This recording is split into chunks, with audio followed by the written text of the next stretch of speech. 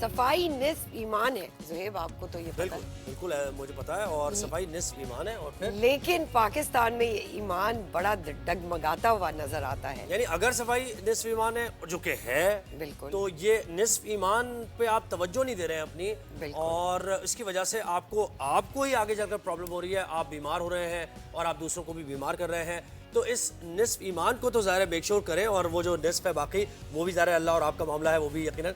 तो इसमें ख़ास तौर पर यह है कि आपके जो बिस्तर हैं, जहाँ पर आप लेटते हैं, जो तकिए आप इस्तेमाल करते हैं, जो टॉवल आप इस्तेमाल करते हैं, हाथ धोते हैं नहीं धोते, और कितना हाइजीन का ख्याल रखते हैं। हमने सोचा कि आज इस पर बात की जाए। तो एक हमने ज़रा रिपोर्ट तैयार की है पहले, उसके बाद हमारे साथ गेस्ट भी होंगे। प्रोफेसर डॉक्टर रफ़ीक क़ानानी साहब, माहिर जल्दी अमराज हमारे साथ हैं।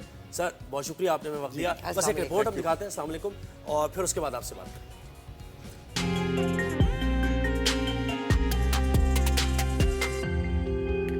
हमारे बिस्तर पर मौजूद गद्दे और फोम के साथ साथ बिस्तर पर बिछी चादरें और तकिए भी जरासीम की पसंदीदा पनाहगाहें। हालिया तहकीक के मुताबिक हमारे जेर इस्तेमाल तकिए और चादरों पर फी मुरब्बा इंच तकरीबन 30 लाख जरासीम मौजूद होते हैं, जो औसतन टॉयलेट सीट पर मौजूद जरासीमों की तादाद से तकरीबन 17,000 गुना ज्यादा हैं।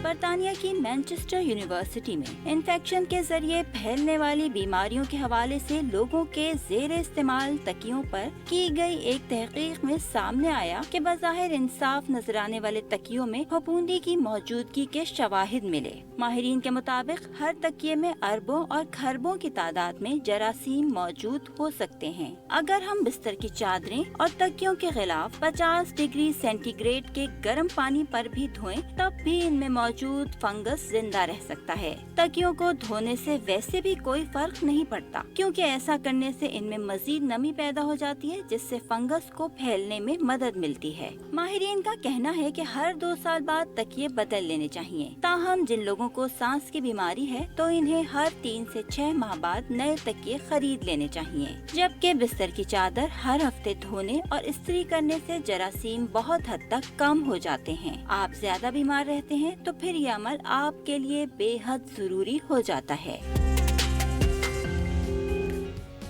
कितनी आम सी बात है, लेकिन लगती है कि बस तकिए के खिलाफ टॉवल्स बस ठीक है, क्या फ़र्क पड़ेगा, लेकिन बहुत फ़र्क पड़ता है।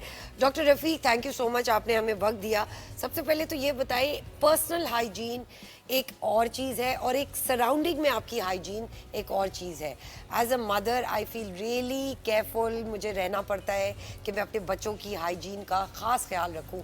क्या चीज़ें हैं as a human being, as a Pakistani, हमें रहते हुए उन चीज़ों का ख्याल सबसे पहले रखना चाहिए? सबसे पहले तो मैं आपके चैनल का और प्रोड्यूसर का शुक्रगुजार हूँ कि जो है ना, इतने अहम टॉपिक के ऊपर जो है ना, जी, वो आपने आज की थैंक यू। जहाँ तक ताल्लुक़ है कि जो जरासीम हैं, जरासीम जो है वो हमारी ज़िंदगी का बहुत बड़ा और बहुत अहम हिस्सा है, जी, और हर जरासीम बुरा नहीं होता। बिल्कुल। डॉक्टर साहब, बड़ी अहम बात बता रहे थे जर्म से मुताल्लिक कि हमें क्या ख्याल रखना है इन चीज़ों का। जो जर्म्स है ना, जो जर्म्स नुकसानदेह हैं उनकी तादाद बहुत कम है, लेकिन वो हमें बहुत ज़्यादा नुकसान भी पहुंचा सकते हैं। और इसमें बैक्टीरिया भी आ जाते हैं, फंजाई आ जाते हैं, आपका वायरसेस आ जाती हैं, और दूसरे पैरासाइट्स भी आ जाते हैं। अब मसला ये होता है कि जब हम बिस्तर पे जाते हैं, जैसे कि आपने रिपोर्ट में दिखाया है ना, तो ऑन एन एवरेज एक आदमी जो है वो 20 से लेके 40% अपनी ज़िंदगी जो है ना, वो बिस्तर पे गुजार रहा होता है। बिल्कुल। और उस दौरान जो है वो आपका इम्यून सिस्टम भी ज़रा सा स्लो हो जाता है, चूँकि आप सो रहे होते हैं तो बहुत सारे हार्मोन्स और चीज़ें जो है ना वो उस लिहाज से रिलीज़ नहीं हो रही होती। तो इस लिहाज से जो है ना, जो ये रिपोर्ट में बताया गया है कि इसको हम कहते हैं फोमाइट्स, जिससे वो इनएनिमेट ऑब्जेक्ट्स होते हैं जिससे इंसान कांटेक्ट में आता है। और जब हम सो रहे होते हैं तो चूंकि हमारी ब्रीदिंग जो है वो और स्किन वो ज़्यादा कांटेक्ट में होती है बेड से और मैट्रेसेस से, तो इस वजह से जो है वो अगर वहाँ जर्म्स हैं, और जैसे कि जर्म्स की क्वांटिटी आपने देखी कि 3 million, more than 3 million in an square inch, तो वो जो है वो इतने ख़तरनाक भी हो सकते हैं, बशर्ते कि उसमें वो जर्म्स आ जाएं जो कि डैमेजिंग हैं। अगर डैमेजिंग नहीं है तो वो कोई नुकसान नहीं पहुंचाएंगे। फंगाई जो है ना, इसमें फंजाई जो है एस्परजिलस वगैरह जो है, इसके 2 किस्म के नुकसान होते हैं। वो अगर किसी को ख़ास तौर पर सांस की तकलीफ़ होती है, अस्थमा होता है, न्यूमोनिया होता है, उन सूरत में जो है ना ये ज़्यादा डैमेजिंग होते हैं। या जिसको ट्यूबरकुलोसिस पहले हो चुका है, अब ठीक भी हो गया है, लेकिन वो जर्म्स जो है ना वो वहाँ पर एंट्री ज़्यादा आसानी से ले लेते हैं। दूसरा उसका नुकसान ये होता है कि जर्म्स के अलावा उसके अगेंस्ट एलर्जीज भी होती हैं। जी तो एक्जिमा आपने देखा होगा। जी बिल्कुल। अच्छा, स्किन जो है ना वो हमारी स्किन से इतने ज़्यादा बिलियंस में सेल्स जो है ना रोज़ाना की बुनियाद पर झड़ रहे होते हैं, और वो प्रोवाइड कर रहे होते हैं food and nutrition to the germs. Right. तो इस लिहाज से जो है वो जैसे कि बताया गया ना कि तकियों को और बिस्तर के जो वो हैं चादरें हैं, उनकी हाइजीन जो है वो बहुत ज़्यादा सर इम्पोर्टेंट कितनी फ्रीक्वेंटली होती चेंज है। करनी चाहिए चादर और देखिए, तकिए के फ्रीक्वेंसी के लिहाज से जो है ना वो कहना बड़ा मुश्किल इस लिहाज से है कि ये डिपेंड करता है कि आपका तकिया का गिलाफ और बेड की शीट जो है और मैट्रेस वो किस क्वालिटी का और किस किस्म का बना हुआ है। अब जो नए कपड़े आ रहे हैं ना, Materials ज़्यादातर कपड़ों जो है वो उनमें कैपेसिटी ये होती है कि वो जर्म्स को ज़्यादा रिटेन नहीं करते Right. या रेजिस्ट कर रहे होते हैं।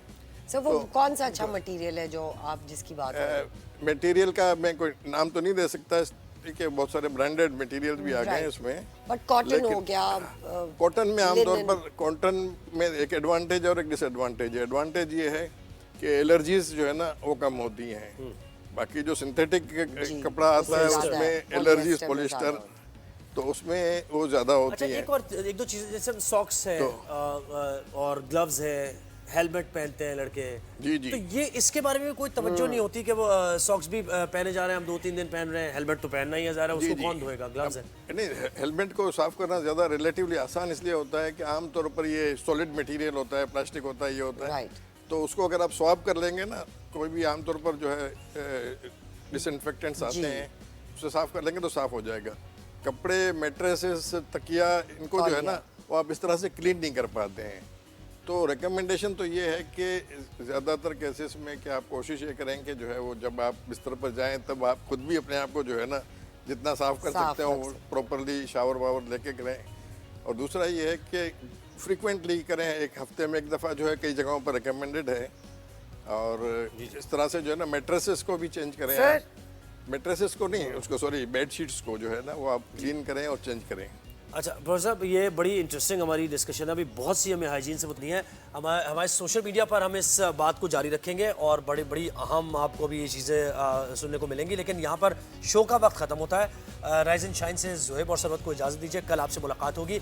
सोशल मीडिया पर आप ये देखते रहिए कि अभी क्या कुछ बहुत आपने ज़रूरी segment, सेगमेंट, बहुत ज़रूरी बिल्कुल। है। तो कंटिन्यू करेंगे या अल्लाह हाफिज़ हम करेंगे जी, अपने नाज़रीन से। कल मुलाकात होगी, अपना बहुत ख्याल रखिएगा, अल्लाह हाफिज।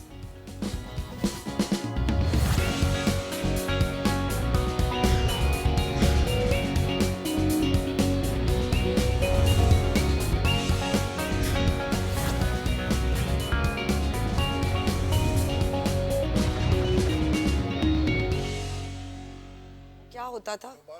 लोबान। तो क्या वो एक्चुअली वर्क करती हैं चीजें? सॉरी सर, हम कंटिन्यू कर लें? जी, सही है। अच्छा, 10 seconds में। सर मैं I ask you this question again. अच्छा सर, डिसइंफेक्टेंट्स इस वक्त तो जो इकोनॉमिक हालात हैं बहुत महंगे हैं, disinfectants everyone can not afford them. But I remember मेरी नानी के घर पे एक थाल होती थी, उसमें कोयला होता था और लोबान जलाया जाता था ताकि वो एरिया को डिसइंफेक्टेंट कर। Does that work actually?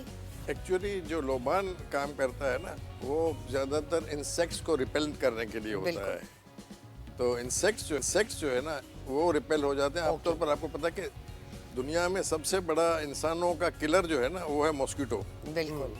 और दूसरा जो है वो आती हैं आपकी मक्खियाँ।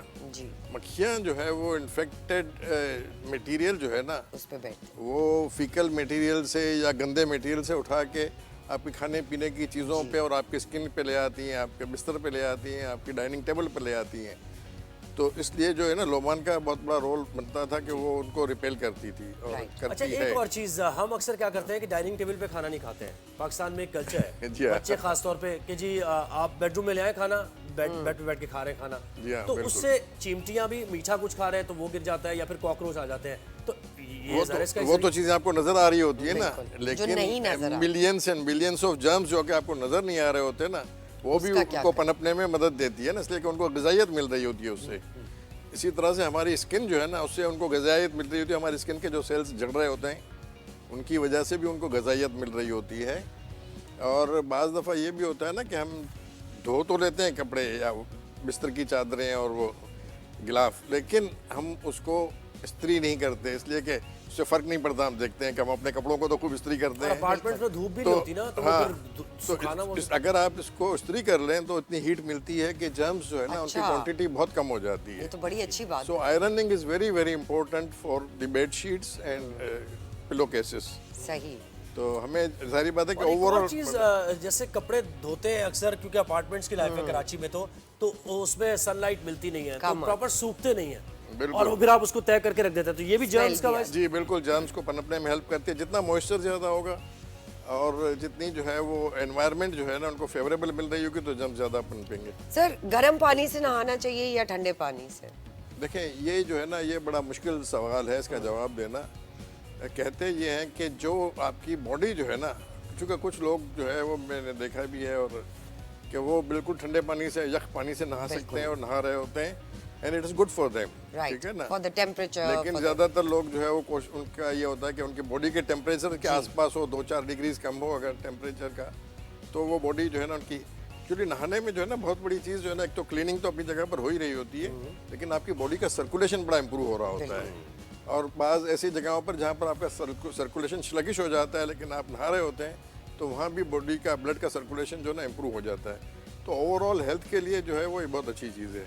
And which ever temperature you feel comfortable जो है ना वो आपको यूज़ करना चाहिए और नहाने सोप में। का, ये साबुन का इस्तेमाल कितना जरूरी है कि अगर आपको कुछ कोई चीज़ खाई है आपने, साबुन से आप हाथ धोएं, कितनी दफ़ा देखिए, साबुन से हाथ धोना जो है ना, और हमारा मानना ये है कि 90% ऑफ द इन्फेक्शन जो है ना वो सिर्फ और सिर्फ हैंड हाइजीन से रोके जा सकते हैं अगर आप हैंड हाइजीन प्रॉपरली करें। तो हाथ धोने का भी एक खास तरीका होता है ताकि हाथ के पूरे जर्म्स जो है ना, मैक्सिमम जर्म्स जो है वो निकल जाए। और यूं है। चूँकि उंगलियों के बीच में, नेल बेड्स में है, तो उन सबकी जो है ना वो क्लीनिंग अगर होती रहे, तो चूँकि हम हाथों से खाते हैं, पीते हैं, हर चीज़ को बच्चों को हैंडल कर रहे होते हैं, जैसे कि आपने तस्करा किया, माँ बच्चे को दूध पिला रही है या हैंडल कर रही है या खाना खिला रही है, तो उसके हाथ पे जो जर्म्स होंगे ना वो चले जाएंगे। एनवायरनमेंट के जर्म्स के जाने के चांसेस कम हैं, लेकिन हैंड के जर्म्स जो है ना उसके जाने के और ट्रांसमिट होने के चांसेस बहुत ज़्यादा हैं। सर- इसी तरह हमारे यहाँ नज़ला होता है, देखें अभी सीज़न आने वाला है फ्लू का, तो हम जितनी एहतियात करेंगे कि एक दूसरे से कांटेक्ट में भी करीब ना आए ज़्यादा, और हमारे हैंड्स जो है ना उसकी हाइजीन, और स्नीजिंग जो है ना, और स्नीजिंग करने का एक तरीका है कि आप जो है ना आपको you have to cover your cough and sneeze, तो ये चीज़ें जो है बहुत अहम है। सनलाइट का होना कितना अहम है एक घर के अंदर? सनलाइट का होना बहुत अहम है, इसलिए कि सनलाइट में जो है वो अल्ट्रावायलेट रेज भी आ जाती हैं, और अल्ट्रावायलेट रेज जो है ना वो जर्म्स के लिए जो है वो बहुत ही डैमेजिंग होती हैं। बिल्कुल। तो अच्छी एनवायरनमेंट के लिए जो है ना ज़रूरी है कि घर में जो है ना वो सनलाइट आए। अब अलबत्ता आजकल आपको पता है कितने ज़्यादा अपार्टमेंट्स और यहाँ ज़मीन इतनी महंगी हो गई है कि लोग जो है ना उसका ख्याल तो बिल्कुल ही नहीं सर तो करते। क्या कर सकते हैं अगर सनलाइट जिस घर में नहीं आती वो फिर क्या करें? देखें, इसका एक तो ये है कि जैसे कि हम लोग हॉस्पिटल्स में करते हैं लेकिन घरों में लोग नहीं करते, वो ये करना शायद मुश्किल भी होता है कि अल्ट्रावायलेट की Rays। ट्यूबलाइट्स आती हैं, और जनरली वो ट्यूबलाइट्स में कोई नुकसान और नहीं होता सिवाय इसके कि आपको आई से डायरेक्ट कांटेक्ट जो है ना उसका अवॉइड करना होता है। राइट। अच्छा, आपने स्नीजिंग और कॉफिंग, ये यानी अगर कोई पिलो पे जैसे कॉफिंग कर देता है तो कितने देर तक वो जर्म्स रहते हैं और उसके बाद वो? नहीं, वो जर्म्स जो है ना वो बहुत देर तक नहीं, बहुत दिनों तक रह सकते हैं, और इसकी वजह से जो है ना, चूँकि उसमें स्नीज और कफ में जो है ना हमारा म्यूकस भी शामिल होता है, लिक्विड होता है जो कि जर्म्स को जो है ना ग़िज़ाइयत प्रोवाइड कर रहा होता है।